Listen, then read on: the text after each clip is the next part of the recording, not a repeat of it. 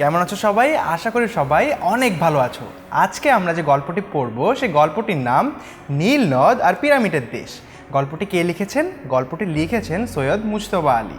তিনি পিরামিড অর্থাৎ নীল নদ আর পিরামিডের দেশ মিশরে গিয়েছিলেন এবং সেখানকার সৌন্দর্য দেখে মুগ্ধ হয়ে এই গল্পটি লিখেছেন। তাহলে চলো আমরা গল্পটি পড়া শুরু করে দিই।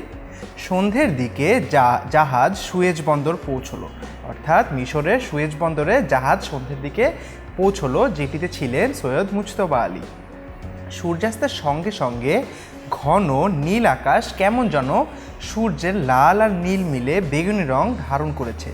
অর্থাৎ সূর্যাস্তের সঙ্গে সঙ্গে কিন্তু নীল আকাশটি সূর্যের যে লাল আর নীল আলো রয়েছে সেটি মিলে কেমন যেন বেগুনি রং ধারণ করেছে। ভূমধ্য সাগর থেকে 100 মাইল পেরিয়ে আসছে মন্দ মধুর ঠান্ডা হাওয়া। সূর্য অস্ত গেল মিশর মরুভূমির পেছনে। সোনালি বালিতে সূর্যরশ্মি প্রতিফলিত হয়ে সেটা আকাশের বুকে হানা দেয় এবং ক্ষণে ক্ষণে সেখানকার রং বদলাতে থাকে।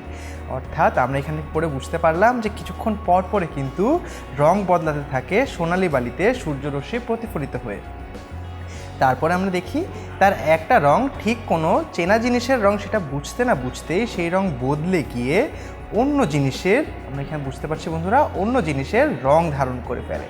অর্থাৎ কোনো একটি রং যখন পরিবর্তন হয় তখন সেটা আসলে কোন রং, কোনো পরিচিত জিনিসের রং কিনা সেটা বুঝতে না বুঝতেই কিছুক্ষণের মধ্যেই কিন্তু রং বদলে অন্য জিনিসের রং ধারণ করে ফেলে।